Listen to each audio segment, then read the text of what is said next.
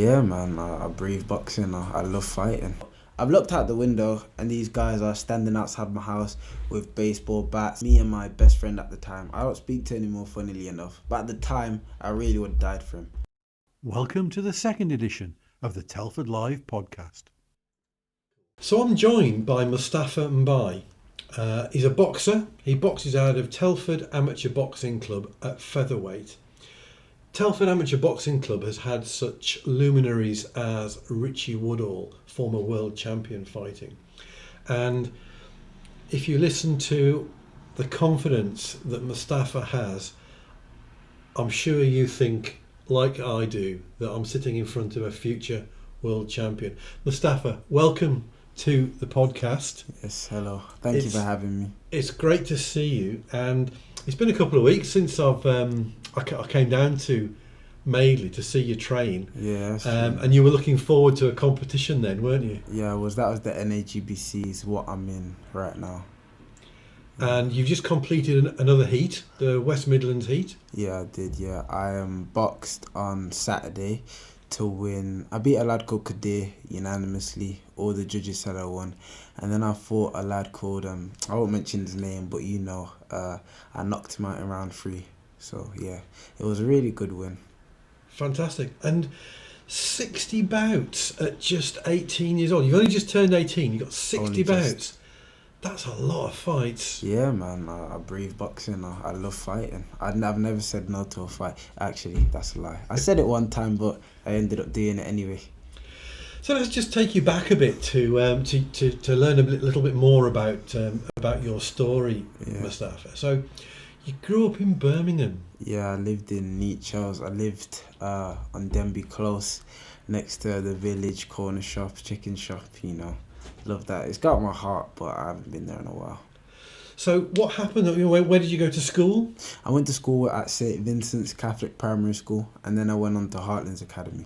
And what was it like at school? I mean, a lot of people who are watching this, maybe from Telford, never been to school anywhere else. And I guess it's a different kind of vibe in a big city compared to what it's like over here. Yeah, it's completely different world, really. Like primary school, I don't have many memories of it, but it was strict. I remember, obviously, it being a Catholic school. We had rules and regulations, things like that. But as we went into year 7, that was around 2018, 2019. We all became feral. Then lockdown happened, and for me, I think music influenced me a lot, like rap music, because I was just in my room, just scrolling, watching things I shouldn't have been seeing, really. And then as I came back into year 8, that's when I started to get into trouble and things of that nature. So tell me about that. I mean, lockdown was a difficult time, particularly for children at school. Yeah. Massive change and upheaval in routine. How did that affect you?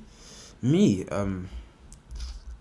I feel like honestly, I felt like I had to catch up for lost time. Like I went out, I really could not stay home. I loved going outside. I loved hanging around with my friends. I don't think, for a lot of my childhood, I was not inside my house. So tell me a little bit about that. What were you doing? Really, like just being a nuisance, really, a little pest. Because I was a kid. I was like 5 foot, really really shrinky voice. But you'd think the way I went on, you'd think I was a big bloke, 6'5". Just honestly, I was a bit out of control. Yeah. And what happened to make you out of control, do you think? Well, for example, me and my friends, we'd go out fighting a lot. Like we'd go to I won't say where, we'd go to certain postcodes and fight them. These times I'm in secondary school, a lot of people are in competition to show how tough they are. I was able to do that through boxing, but being young, I felt like that wasn't enough. I felt like I had to prove more. I would fight in class, I would fight at lunch, and then I would fight after school. I'd fight on the way home, I'd fight on the way to school. Honestly, that was just what I was known for, I never ran, so I thought I was really brave, so I just never ran. I never avoided a fight, never. Did you ever get injured, or? Yeah, I did. I got injured a few times, but I never really learned my lesson, a few times. I've been to the hospital a few times. You know, I won't get into that, but yeah, it was a really difficult time for me. And I guess all of your friends were the same. Oh yeah, 100%. Some of them were cowards, to be honest. Some of them were like, sheep in wolf skin. They would like, go on like they were about it, but when it came to it, they would just run off. But a lot of my friends were similar to me. And were you training boxing at the time? Yeah, I was, but I wasn't taking it as serious as I should. But I was training, I was fighting. I trained at high tech boxing gym in Nechells. And who was influencing you in your life back then? Who were you looking up to? So as I've gone to Birmingham with my mother. I'm born in Heartlands Hospital. I think from the ages of 1 to 9. I don't know my biological father, so from the ages 1 to 9, I did not have a male, figure in my life. That's really why I turned to the music videos. I saw all the, gang members with chain swinging, money, cars. I thought, oh, that's what I'm trying to be. Because I didn't have a positive role model in my life. But then my dad, my stepfather, but I call him my dad because he's just been there for time. He took over. He, put me on the straight path. Yeah. So you're in Nechells. You're fighting all hours of the day and night. At some point, you decided to come to Telford, or your family decided to come to Telford. So the process of that happening was, briefly, there was an incident when I was in year 10, outside of Cromwell Tower Block, I believe it was. A fight had broken out. I was, me and my best friend at the time. I don't speak to him anymore, funnily enough. But at the time, I really would have died for him. I loved him to bits. But, aside from that, yeah, a lot of blood was involved. A lad that I didn't have good feelings for, he got hurt. And then later that night, exact night, in retaliation for that, they ended up, him and his group of friends ended up coming to my door. Now, this was my fault because, I thought everyone was my friend. I brought everyone and their dog to my house. I was like, oh yeah, you can walk me home. So they must have found out an address from, my address from a random person. They've come to my house. I hear a commotion outside. No, I hear a knock on my window. And I'm thinking, is there a ghost? Why is someone knocking on my window? But this was a window, you couldn't access it unless like you had a ladder. But now I know it was a firework. But I've looked out the window and these guys are standing outside my house with baseball bats and, fireworks, and things I won't mention on camera. But I was a bit intimidated. But me being me, I didn't realise the gravity of the situation. So I've left my house, I've left my door, and I was like, come on then, da-da-da-da. I'm like, screaming, trying to like cause a commotion. I don't really want to fight these guys. There's a lot of them. But my mum's like, get back in the house now. And they run up to the door. And as soon as I come in, mum slams it.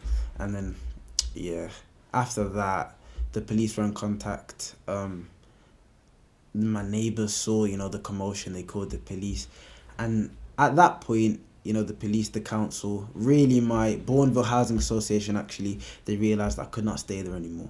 I was like, it was just gang ridden. The culture there was just violence all hours of the day, so I couldn't stay there. The police took over. I was in talk with like 3 social workers. A brother, I can't remember his name, but he had beautiful dreadlocks. He worked at, how do I say it? It was Free at Last. It's called Free at Last. It's a youth club in Nechells. He was mentoring me. And I had a youth worker, another one that worked for Birmingham City Council called Alison. She don't work there anymore, but I hope, she's good. I hope she sees this. And they really changed my life. I had another one from St. Bernardo's. I think it's a charity. Yeah, she would come into my school actually, on my lunch break. I didn't like it because she'd take my lunch break away from me, but I didn't need it. I needed someone to talk to. And they just, helped me move. They got into touch with Alison, who spoke to the council, plead with them, told them my situation. A community worker called Officer Abley, he came to my house a lot for the wrong reasons, but he could tell I wasn't a horrible kid, like I wasn't bad. And then they like banded together, made some appeals and got me moved to Telford. It sounds like you had a few people, to use a boxing phrase, were in your corner. Yeah, I actually did have a lot of people in my corner. You know, I have a really good support system. Alhamdulillah, man. A lot of people got a lot of love for me, thankfully. And it must have been quite a drag for you to leave a place where you'd grown up. You must have known everybody in the area. Yeah, I did. At the time, I called them my family. I don't really speak to them a lot, but anymore. But I did call them my family. Leaving, I was really upset. I was like, God, what am I gonna do? What is Telford? As soon as Officer Abley, he said to me, yeah, I think we'll be taking you to Telford. I was like, what is Telford? Is that a village? What are you talking about? The only places I knew about was Manchester, Wolverhampton, London and Birmingham. That was what I knew about. So for me, I thought I was going to a village. I did not like it at all. I said bye to a lot of friends. I said bye to a lot of people I didn't want to say bye to. But it was my time. I couldn't grow there. I would have been stuck in the same place. God forbid, I could have died easily a lot of times. But I am thankful I did get moved in the end. And how old were you when you came over? I was 15 in 2023. So I was turning 16 in October, but I moved in July. So it's a really important time of your life, that, isn't it? With school and your friendship groups. Yeah, 10. All the friendship groups, exactly. Everyone's made their cliques. Everyone's bonded. It's not year 7 where you're trying to find out who your friends are. So I'm leaving thinking, bro, I've gone to primary school with these guys. I've gone to secondary school with these guys. I've been in, life or death situations with these guys are my brothers. And I'm going to go to a town that no one knows about. And I'm going to have to hope these people accept me. It was hard. It's probably one of the hardest moments of my life. So you moved over to Telford and you left behind your life in Nechells, in inner city Birmingham. What was it like trying to make friends in a new school? Oh, that was, The way I present myself now, I am honestly just an outgoing person. I like to talk. I like to meet new people. I've gone to my new school with that attitude in Telford, and a lot of people at first they liked me. I attracted a lot of people, and they later perceived that as arrogance and me thinking I was too good. Really, man, I just wasn't shy. Funnily enough, I had a conversation with my mate, recently, who, I did meet in that new school. And I said at one point, you guys all turned on me. Like, a lot of the year turned on me. Why was that? And he goes, oh, bro, you were just too confident. I was like, who's this guy think he is? He's coming in here talking to everyone. And I said, huh? You're angry at me because I'm coming and talking to everyone. What, do you want me to be quiet? And that's the thing. And he went quiet because he realised how absurd it was. But, we were all kids. Do you think the difference in the school between Birmingham and Telford was a big gap? Yeah. What were the people like in Birmingham that they weren't like in Telford? What attributes did they have, do you think? I'd say all kids are, they want to act a certain way. But in Birmingham, there was a lot less talking. I believe that was, influence from, older guys who are older than us. But in Telford, I realised, I can do it. I honestly thought I can do what I want and there will be no consequences. A lot of people were talkers, But I will say, people in Telford are really polite, especially the drivers. But kids in my school, they're open doors for you, say thank you, please. The lunch ladies were, they were nice too. The teachers were nice. A lot of people were very, accommodating. I assume that's just the culture in Telford. And you brought with you your love for boxing. Yeah, I did. And how quickly did you get into a club and start boxing? The next day. The next day? As soon as I dropped my stuff, I was like, okay, I'm going to find a club now. I was like, no matter what happens in my life, even if you stick me in Antarctica, I'm going to try and find a way to keep, practicing boxing.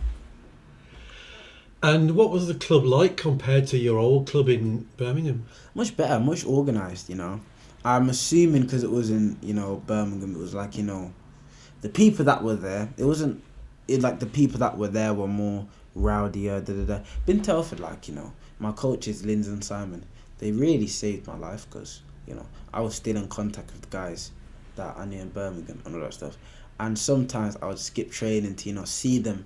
And Simon himself would genuinely message me saying, "Where are you? What are you doing?"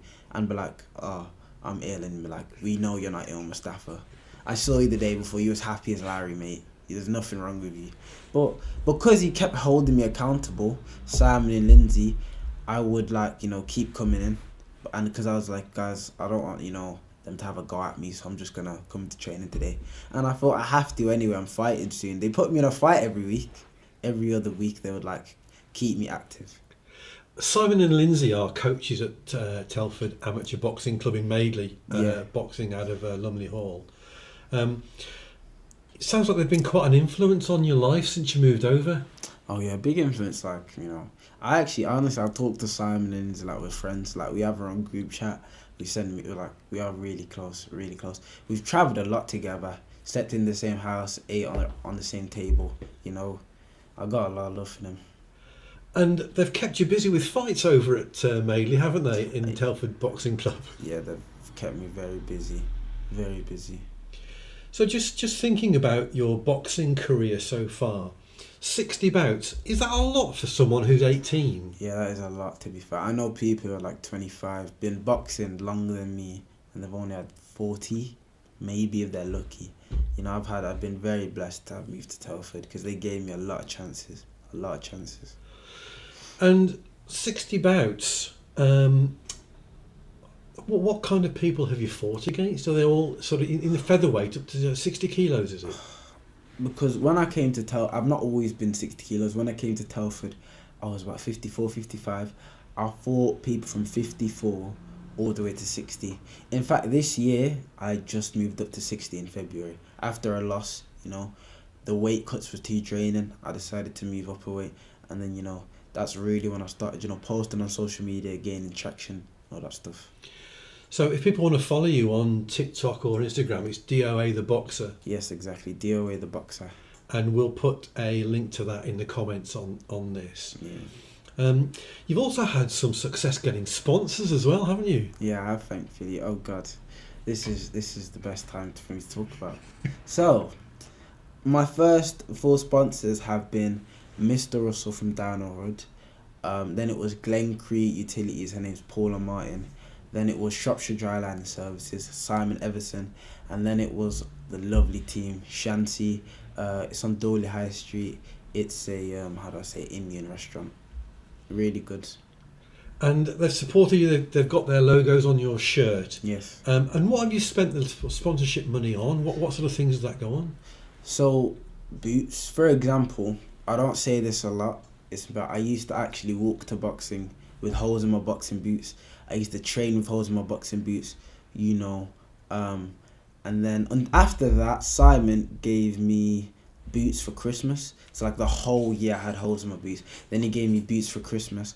And then in 2025, I was like to myself, man, I can't go on like this, man. I've got no gloves. I am like the best boxer in the gym, and I'm using gloves that everyone uses, you know, for like the beginners. I'm using the community head guard. Everyone uses the head guard.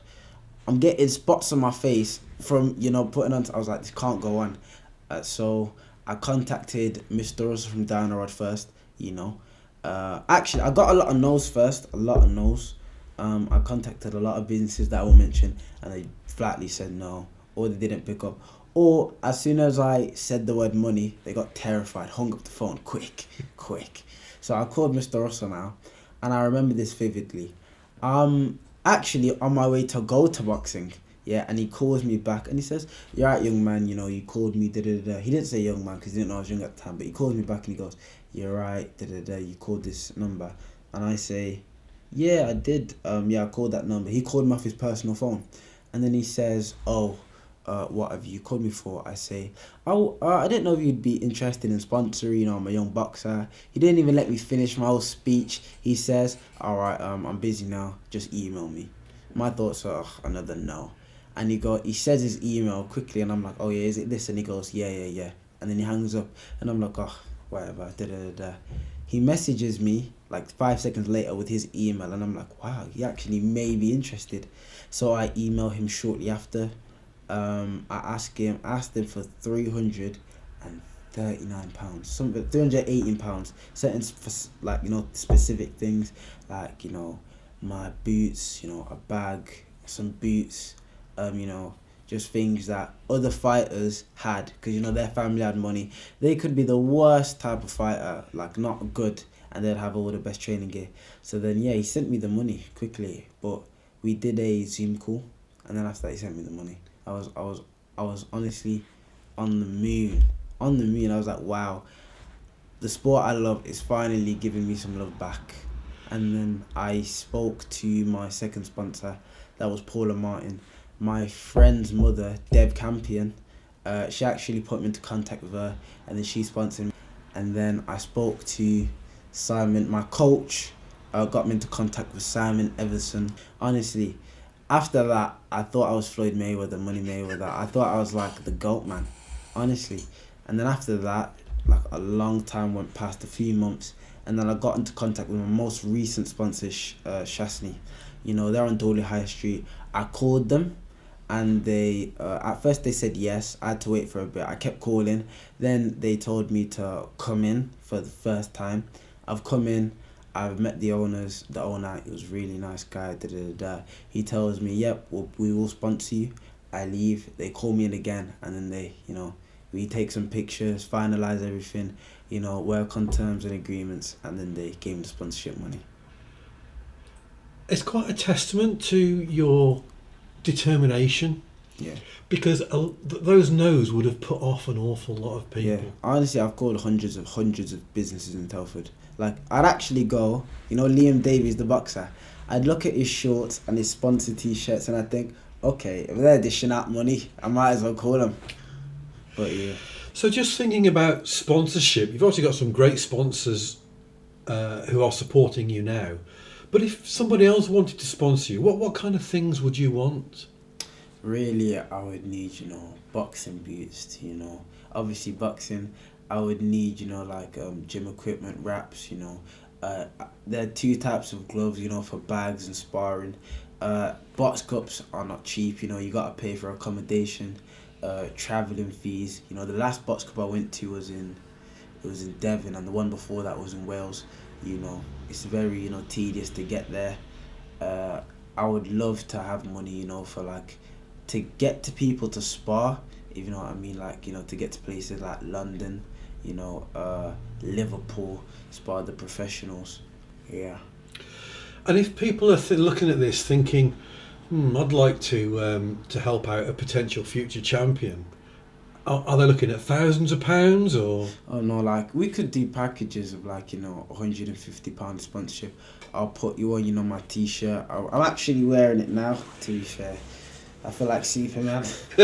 And then I put it on. I can get it on my shorts. I won't stop talking about it. I make quite good content. If you go on @DoTheBoxer on my social media, I'll keep posting about it, reposting your posts. Honestly, I'll do anything for some quid. So I think you've sparred with Liam Davies, haven't you? Yeah, I've sparred Liam Davies. So Liam's probably one of the most famous fighters who's currently fighting in Telford at the moment. Oh, 100%, yeah. How did that go? Yeah, it was very interesting. Yeah, I enjoyed it. I learnt a lot, Kind of got whooped, but, learning curve. Honestly, and the advice he gave me after, I didn't have to experience it. He told me firsthand about the business, the sponsorships, and then to the actual fighting in the ring. He actually told me some moves that he would do. He did to me in sparring, and I was like, where am I? How does that happen? He taught me them. It was really good learning experience. I enjoyed it a lot. Yeah. So you're currently fighting in a competition. You won the West Midlands heat. Next, what's next for you in this competition? So I will be fighting on Sunday to win the Midlands title, and then after that I'll fight in the national quarterfinals. So I'll fight London champion, let's say Yorkshire champion, of just the different counties. And do you do research on these fighters to see what they're like, or do you just take your chance? All the time. You would think, honestly, I'm a toxic boyfriend. I'm on their social media.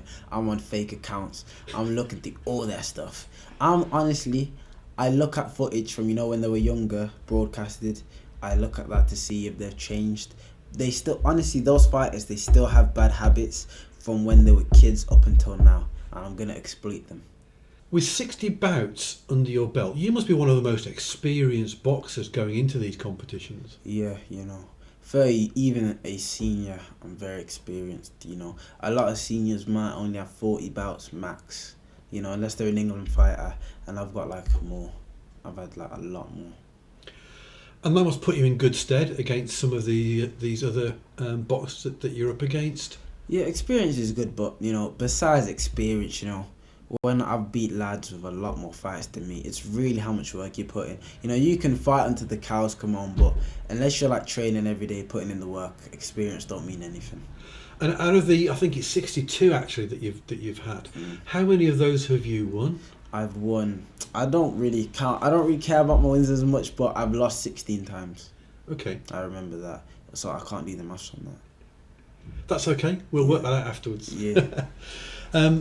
But recently you've been winning and winning and winning. I know you won the box. What was it called? The box. The Warehouse Box Club. Warehouse Box Club. That's right. Yeah. You won that one, didn't you? Yeah, I won that one. And that must make your family proud. How do they feel about your successes in the sport? Man, a lot of my family, my mother first and foremost, she's honestly as proud as can be. She really thinks I'm the best one in the world, honestly. I can't put into words how much that means to me. She really thinks I will be, next world champion. She tells me I'm going to be a world champion, all that stuff. And what about friends? Your school friends, do they watch what you're up to? Yeah, they do, but familiarity breeds, jealousy, because they know me, because we grew up from, the same area. We both didn't have a lot, and they're still at the same place they was when I left Birmingham in 2023, and I'm doing all this great stuff. So Sky Sports, they can't really stomach that, so I've had to cut ties with a lot of people. A lot of my friends do get jealous, but I got some real ones that are still rooting for me. And I know in the club, it's almost like a super supportive environment, isn't it? Yeah, it is. Was it Tyler who I met, your friend? Yes, Tyler. Who's going to join the army, and he was just telling me how everybody respects everybody at that club. Yeah. And it must be a very supportive environment to boxing. Yeah, I don't mean to be cringy, but we honestly are a family. We do a lot together. Outside of boxing, these guys are my mates. So I'll see them on a Sunday. I'll be like, hi, and we'll see each other the next day at boxing. A lot of us, go to college together. There's only one college in Telford. So, we are really close towards one another. So just thinking about your image, do you censor your social media or be careful about what you put out in public? Sometimes I feel like, I should, but then it's I want to be a raw, authentic version of myself. I don't want to, compact myself, make myself smaller to make other people feel comfortable. I want to be, 100% authentic, 100% DOA. I want to put my truth out there. I want the world to see me for who I am. I talk about a lot of issues, controversial topics, the genocide going on in Sudan, Palestine, the Congo, but I don't shy away from things like that because it's things I believe in and things I want to put out there. So you're 18 now, so you're probably about to leave college. Yeah. What's next for Mustapha? I'm just going to keep boxing, keep racking up, amateur wins, get some good, accolades, and then I'll move on to professional boxing. How easy is it to go from amateur to professional? It's not easy. When you're in the amateurs, it's a very, very fast pace because you only got 3 rounds. You've got to bang, bang. There's not a lot of thinking to it. It's really just who can touch whose face the most. Being professional, you can't be moving, bouncing around. You got to sit on your punch. You basically have to learn a whole different martial art. You got to be steady on your punches. You got to use your brain. You got to break someone down for the whole 12 rounds. Or if you're not that intelligent, you'll just have to learn how to knock people out. If you weren't a boxer, what would you do?